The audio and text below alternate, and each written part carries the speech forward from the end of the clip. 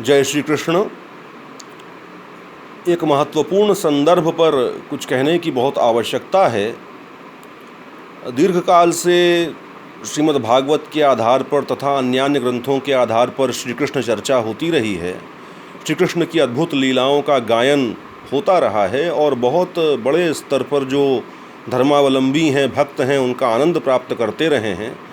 किंतु उसके बावजूद एक बहुत बड़ा वर्ग है जो कि भगवान की लीलाओं के मध्य छिद्रान्वेषण करता हुआ नाना प्रकार के प्रवाद उत्पन्न कर देना चाहता है, जिससे बचने की और जिसका खंडन किए जाने की अत्यंत आवश्यकता है। इसमें मध्यकालीन विलासी शासकों का भी बड़ा योगदान है, जिनके कृत्यों को न्यायोचित ठहराने के लिए उनके दरबारी कवियों ने श्री राधा कृष्ण के विषय में नाना प्रकार के ग्रंथों का सृजन किया और प्रकारांतर से उनके द्वारा किए जाने वाले आचरण को उन श्रीमंतों के आचरण से जोड़ दिया, जिससे वो उसे न्यायोचित सिद्ध कर सकें।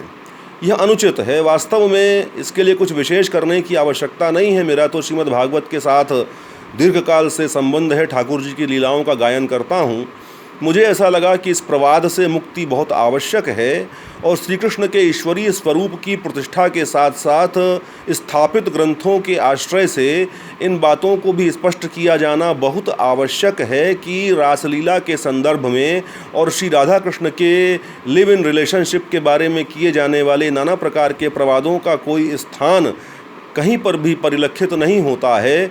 श्रीमद्भागवत मूल ब्रह्मवैवर्त पुराण, स्कंद पुराण, विष्णु पुराण आदि बहुत से पुराण हैं, जिसमें किसी प्रकार से किसी न किसी संदर्भ में श्री राधा कृष्ण तापनीयोपनिषद, इन सब में ये सारे तत्व विद्यमान हैं। किंतु श्रीमद्भागवत में जिस प्रकार का वर्णन उपलब्ध होता है, वैसा वर्णन किसी भी अन्य ग्रंथ में उपलब्ध नहीं होता है। हमें उसे स्वीकार करना चाहिए और उसके साथ साथ जो वैष्णव वरेण्य संत हुए हैं, उन संतों के द्वारा जिस प्रकार की टीकाओं का सृजन किया गया है, वैष्णव तोषणी है, बृहत तोषणी है, विश्वनाथ चक्रवर्ती पाद की सारार्थ दर्शिनी है, इन सब ग्रंथों के आश्रय से इस बात को स्पष्ट करने का प्रयास किया गया है कि जिस कृष्ण ने बाल्यावस्था में ही ब्रज का परित्याग कर दिया तथा नवीन परिदृश्य पर अपनी नवीन भूमिका का निर्वहन मथुरा से प्रारंभ किया, उनके रास के विषय में किसी प्रकार का प्रवाद किस प्रकार संपन्न हो सकता है। 10 और 11 वर्ष के मध्य में उन्होंने ब्रज का परित्याग कर दिया। 9 वर्ष कुछ माह की स्थिति में रास की स्थिति प्रारंभ हुई आश्विन में, शरद ऋतु को। अतः ऐसी परिस्थिति में एक बालक से इस प्रकार के आचरण की अपेक्षा करना संभव नहीं है।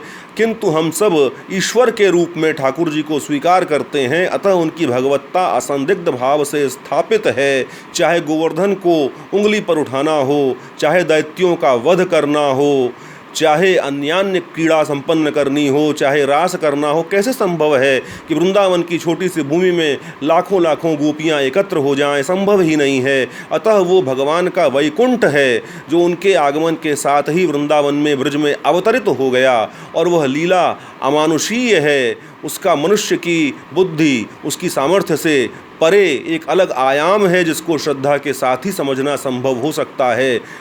इसके अतिरिक्त जो शास्त्रीय प्रमाण उपलब्ध हैं, उन पर दृष्टिपात करते हुए ऐसे किसी भी प्रकार के आचरण से बचने की बहुत आवश्यकता है। श्री राधा रमणो विजयते। जय गौर।